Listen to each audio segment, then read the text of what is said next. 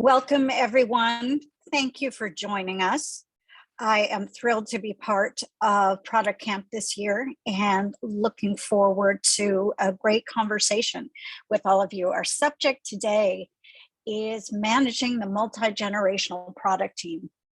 And one of the reasons I wanted to present on this topic was because of some recent work I've been doing with the US Army. I just finished a product cohort as an instructor with the team, and we had students ranging from their 20s to their 60s, and we had to work past some issues, right? There were some assumptions. Millennials only want to communicate with their product team via text. Baby boomers don't text, so you can't reach them that way. The only way to keep the millennials happy is to have foosball tables and beanbag chairs and all that kind of stuff. And it just wasn't working, right? So I started doing some research, and one of the things I discovered is that there is very little evidence that people of different generations behave markedly differently at work or want markedly different things. But we have these stereotypes, right, about people of different ages, or we have our own internal stereotypes of what we think people of other ages think about us that may impact our ability to collaborate and our ability to learn.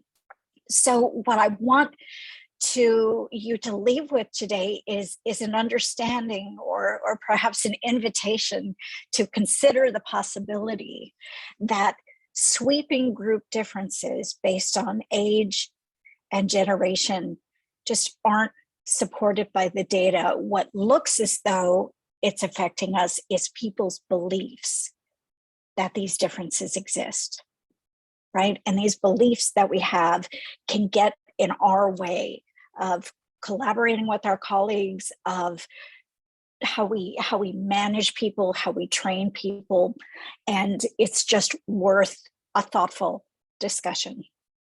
So this is probably the model that's super familiar to everyone, right? That we've got the baby boomers, then we've got Gen X, we've got Gen Y, or the millennials, then we have Gen Z, who's going to be joining us in the workplace momentarily if they're not already showing up in our workplaces. But this framework is so limiting. Consider that technically Venus and Serena Williams are a generation apart.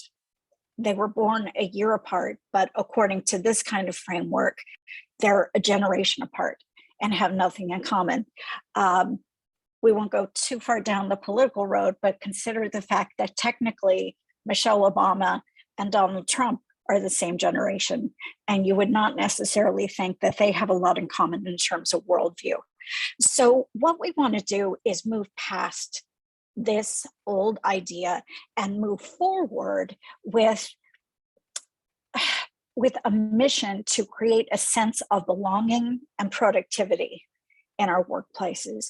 And yes, there are obstacles to overcome. People who are at the point in their life where they are raising children and paying mortgages are a different part in their life than people who perhaps their homes are paid off and their children have graduated from college, or people who have just graduated from college. There are absolutely differences in people's perceptions of the world based on where they are in their life cycle, but it's not necessarily because of the year that they were born. So one other point I want to leave you with before we move on from here is the idea that a lot of people don't actually know what generation they're in, even if you ask them. So even if this model worked, you can see this study from the Pew Research Center shows that the boomers got it right. 79% of, quote, boomers understood that was the category that these social scientists have put them in. But Gen X, it gets a little wobbly, right? And millennials, only 40% of the millennials in this study thought that they were millennials. The rest of them thought that they were some other generation. So you can see there are limits, right? Not just from the outside, but from the inside, and how we internalize these labels and how we believe age affects us or affects others in the workplace. This quote I thought was very powerful. The idea of generations is really a modern form of snake oil. It's an easy way to explain the ills that plague society. It's like horoscopes, right? You can make them sound like anything. Social scientists have been pushing back on this idea for a long time. There's even a petition right now going to the Pew Research Center, signed by 150 social scientists, probably more today, asking them to stop using these generational labels in their work and find another way to talk about different age groups in the workplace, whether it's the influence of individual development, the influence of one's current time and place. There are a lot of things that impact how we look at the world. We all do have one thing in common, though, and that is we're all getting older. Age is the only universally social category that comprises subgroups that we're all eventually going to join if we're fortunate, right? If we are fortunate to grow from 20 to 30 to 40 to 50, we are going to have a stop in each one of these channels or each one of these life stages. And when we're looking now at this long working life that we're developing, we're living longer. That means we're working longer, we're working differently. Technology has changed as we've dismantled the traditional idea of full-time education, then full-time work, then full-time retirement. That's just not how life works for us anymore. So there is a change coming that invites this multi-stage philosophy that includes education at every age, exploration at every age, learning, full-time jobs, freelance gigs, being flexible. Work activities are becoming increasingly age agnostic. The challenge is there's a serious problem here, and that is that when we talk about diversity and equity, only 8% of companies even talk about age or include that in the diversity conversation.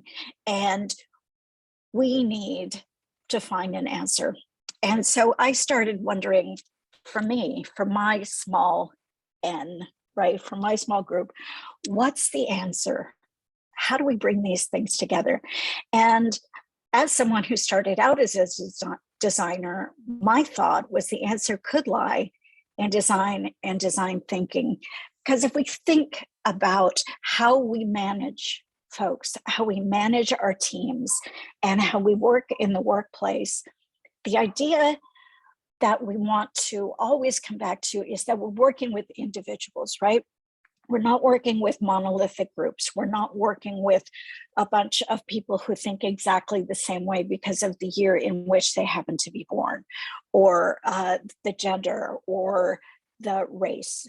Not any group can be treated that way, and age just falls into that same conversation. So let's talk about what this might look like in your workplace as you're getting ready to perhaps explore this idea of age diversity, and multi-generational teams. We always want to start with empathizing, and that means we want to start with understanding that age bias affects people at both ends of the age spectrum. Certainly what we may be most familiar with is that people over 40 are a protected class. But what we've discovered is that younger people experience age bias just as much, if not more. It's certainly the group that reports to human resources that they're dealing with age bias anymore. Comments like, could you girls take that chatter to somewhere else because I'm trying to work, as if those two young women were not having a conversation about work. Calling people kids. It seems perhaps small, but it's very important. People under 40 are much more likely to report age bias in the workplace. So how can we work with our employees to make sure they feel like they belong? We want to make sure that they are aligned with the company's mission. No matter what age a person is, chances are, if they're in the workplace, they're looking for meaningful work. We all are. It does not matter what year you were born. You are looking for alignment with your company's mission. You want to have respect for your management, for your leadership, for your coworkers, the people that you spend your days with. And you want to know that you are able to contribute to the full extent of your knowledge and your skills and abilities. We all know what it feels like to be trying to make a contribution to our organization and to be shut down, even though we know we have something meaningful that we can bring to the table and is for, some reason that is out of our control, like the year that we were born. So what we want to be focusing on is mindset over age as you look at your teams. The other thing that we want to remember is that while there is plenty of work for us to do that's external, these just casual comments like, okay, boomer, or millennials are too demanding, these can be really damaging in the workplace. And sometimes they're obvious like that, but other times we need to be a little more sensitive and keep our ears open as managers and contributors. The other thing that we need to remember is that these internal stereotypes, as I mentioned before, can limit us, can cause us to exclude ourselves. I'm not going to raise my hand for this because I'm too old to be on that team, or I'm not going to be taken seriously because I'm too young to be on that team. Those internal ageism issues are not limited to older adults. There's certainly things that younger adults struggle with as well. So if we're starting from a place of empathy as managers and team members to manage these multi-generational teams, we want to start from a place of empathy. The next step that we look at is making sure that we understand the context, right? That we're defining our landscape. And I'll be sharing these slides after the presentation, but I wanted to highlight a couple of myths that are out there.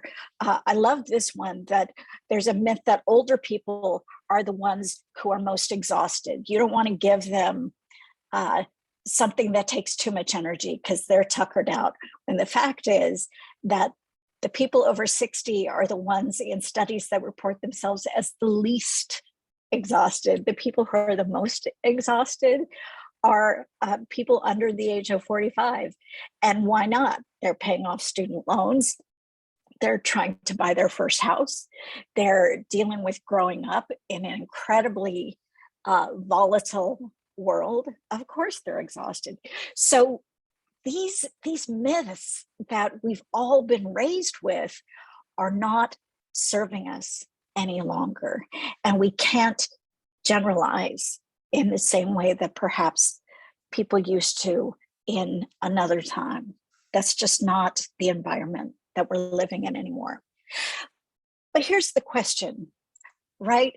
If everybody is, these are all myths, and if there really isn't any generational conflict, then where did this idea come from?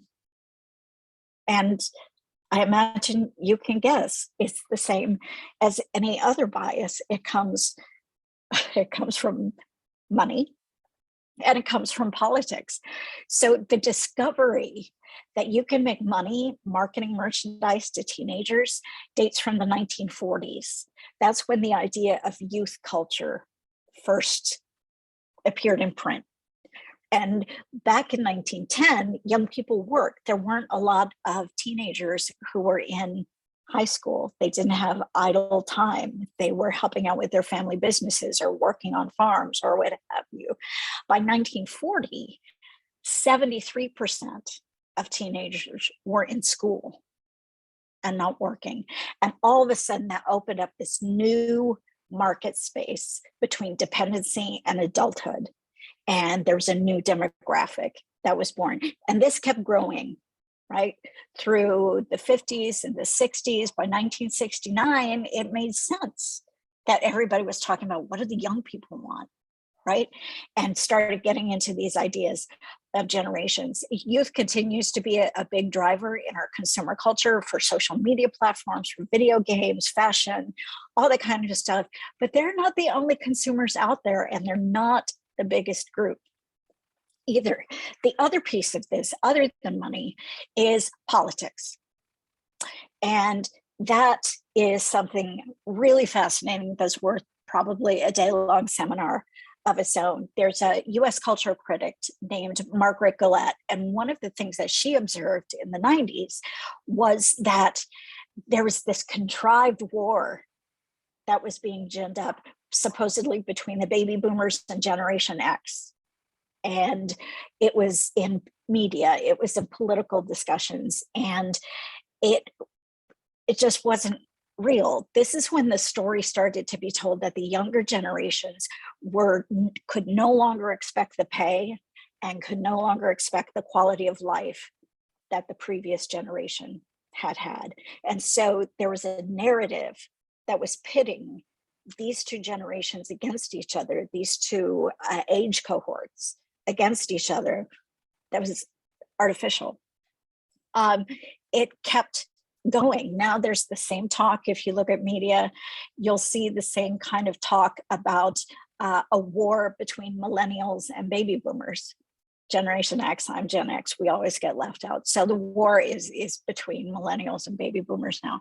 But the real problem is that ordinary people of all generations are being conned that they're in competition with each other. And they're not. That's not the workplace I hope that we aspire to create, right? So we know our landscape now. What are we going to do about it? In a design format, this is where you would ideate. This is where you would start to brainstorm. And there's a couple of different directions you can go if you're looking at your own environment, your own workplace. The first place you can look certainly is processes and policies. Look at everything from how you recruit employees to what's in your employee handbook around age. All of this is fair game and probably has some subconscious limits for who you're going to be interviewing, especially in employee sourcing. That is really a great place to start looking. Another thing you can do as you work with the members of your team and your organizational leadership is think about how might we avoid generational emphasis. There are much bigger differences between individuals in a single generation than there are between this generation and that generation, right? So how can we take generations out of the conversation and focus on the individuals, focus on the human beings that we're working with? One example that came up in a previous workshop I did was to have people work together to come up with soundtracks or Spotify lists for when you're getting ready for a town hall or a big all hands meeting. Get lots of different ages of people working at putting that music together. It's a great team building exercise and it can be super fun. The last idea in ideation here is lead by example. Of course, you do not need to be a leader on the org chart to be a leader in your organization. And you know this, but sometimes it helps to have someone remind you, especially if you're feeling blue. So you have the opportunity to lead. So what I'd invite you to consider is think about what that might look like for you. Is it surfacing that idea of using music as a team building idea? Maybe it's talking about the best movie you saw about the 1960s, and is this classic Steve McQueen movie as good as One Night in Soho? You know, have those conversations about different cultural touchstones that you can use. And that can really help start to introduce the idea that we're all individuals. You may discover that some 20-something in your office is the best swing dancer anybody has ever seen. And there's a rich conversation that can happen across generations, right?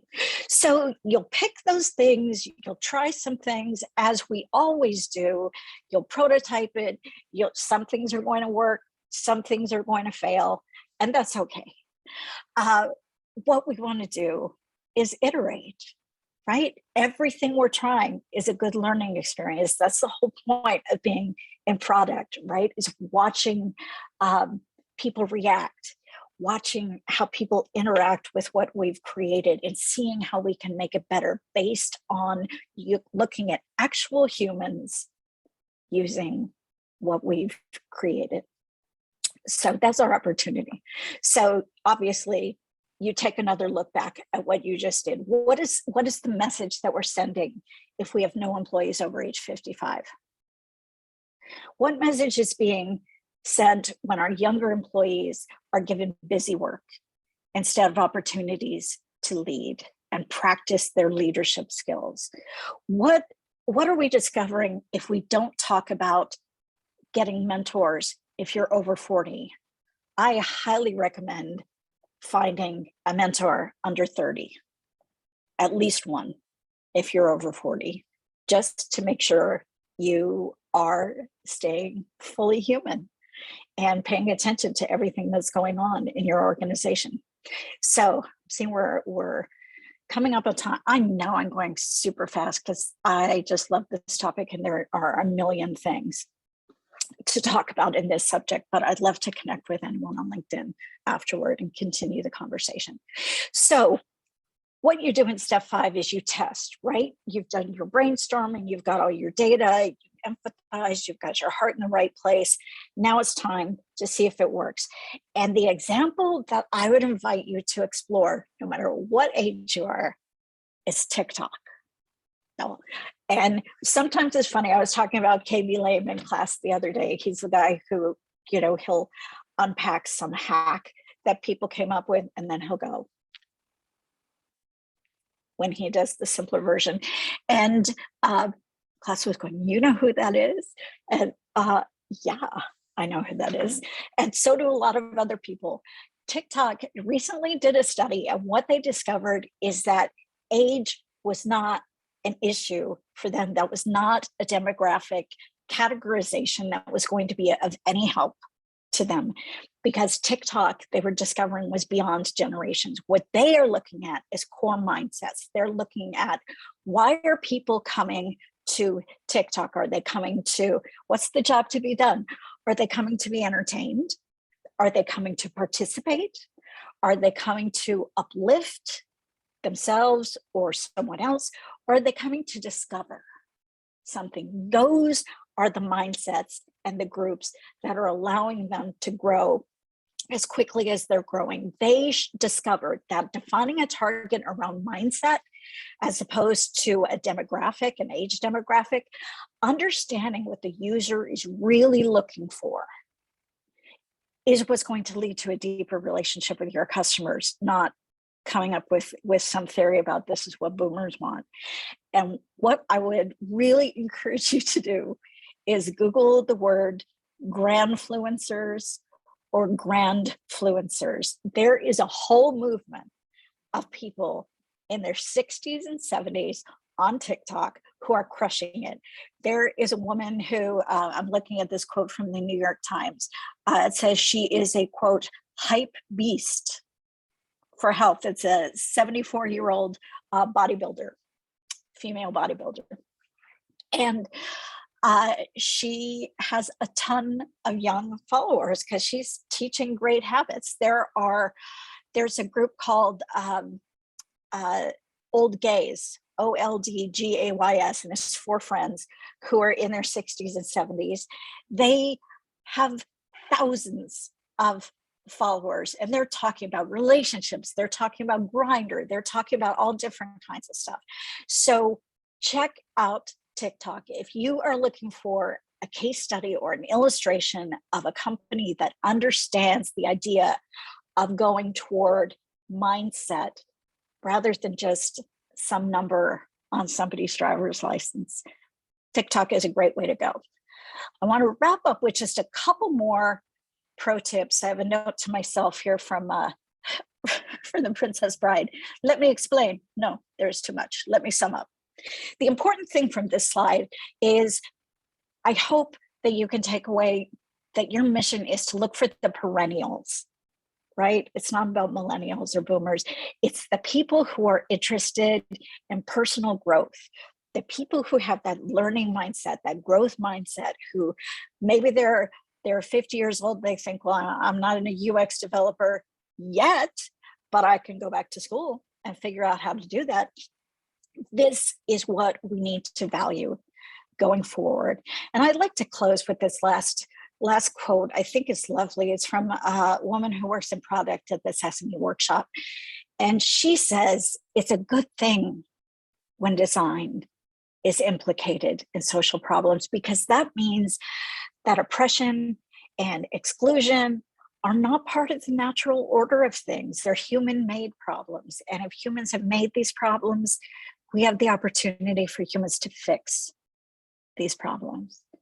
And so that is what I extend to you, the opportunity to go back to your office and think about how you might help us design ourselves out of some of this limiting behavior. And a last image for you.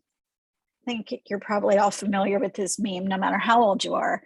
Steve Buscemi from an episode of 30 Rock. How do you do, fellow kids? This finds its way into social media anytime anybody's talking about people trying to look like younger. But you know what? He's got a sense of humor about it. And this is him this Halloween, just a couple weeks ago, dressed as that character from the meme, handing out candy on his stoop in Brooklyn. And I love that it's from the Twitter account, Wu-Tang is for the children. That's just meta in every possible way.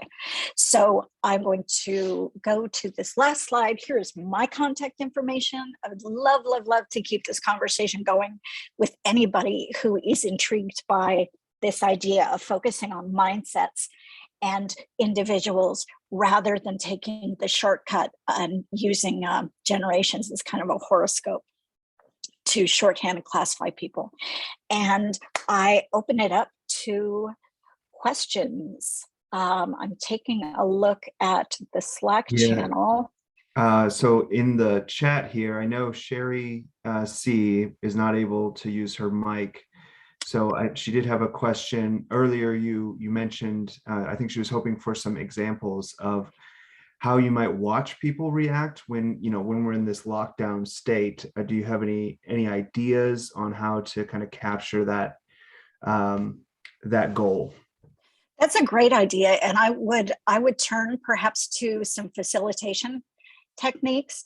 I'm a big fan of liberating structures. And one exercise that I've done that you can do in breakout rooms that gets at this is the idea of putting people in teams of 3. The exercise is called Troika. And it gives each of the 3 people in the room the opportunity to share a struggle that they're dealing with that is personal to them up around whatever context the meeting is having. If you're talking about communication, if you're talking about growth in your career, if you're talking about advancement, each person has the opportunity to share their challenge. And the other 2 people get to ask a few clarifying questions, make sure that they understand what the challenge is. And then the person who has shared the challenge turns their back or turns off their camera, turns off their mic, and kind of disappears and becomes strictly an observer, while the 2 people who listened serve as consultants and begin to brainstorm some solutions for them. And there's something very powerful that happens when the person who has presented the challenge kind of becomes invisible, and you get the opportunity to watch the consultants at work.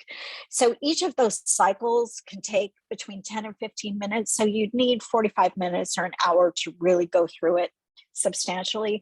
But that's an exercise that I found is powerful in lockdown to better understand how people approach problem solving in a very low risk way There's some vulnerability, but not an uncomfortable amount.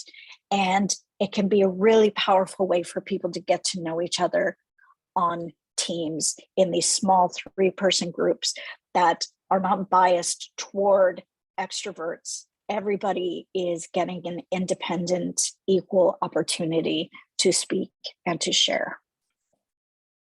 So I hope that answers that question. Yeah, thanks. And from the same user, one other follow-up in the Zoom chat. You were talking about TikTok and their research. Yes. And how age wasn't a user for, age wasn't an issue for the content consumers, I think is what you were saying. And given that, just clarifying, is it that millennials or that kind of age group are the people who tend to be content creators, or is there more to even that side of TikTok? I think that's a great question. I think there's even more to that side, because there was another article just yesterday or the day before popped up on LinkedIn about grandfluencers, and it was about women over 60 and 70 who are becoming these super popular content creators on TikTok, not because they're being followed by their fellow 60 and 70-year-olds, but because they're being followed by millennials and generation Y or Z or whatever letter we're up to. We've run out the alphabet. That's another reason to give up on generations. But I posted that on my LinkedIn. So if you were to go to my LinkedIn and just go for an article in the last couple of days, you can find that piece about grandfluencers.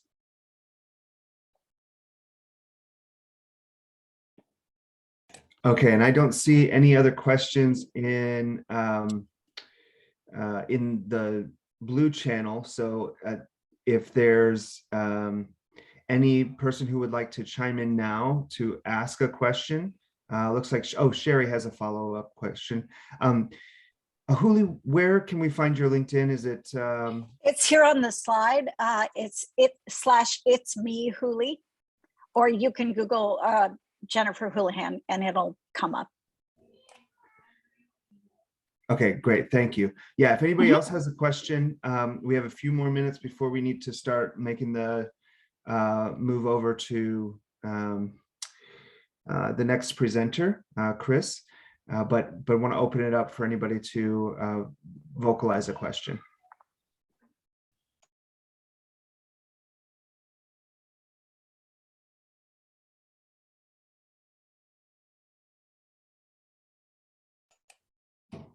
All right, Houli, thank you so much for that talk. It was very interesting.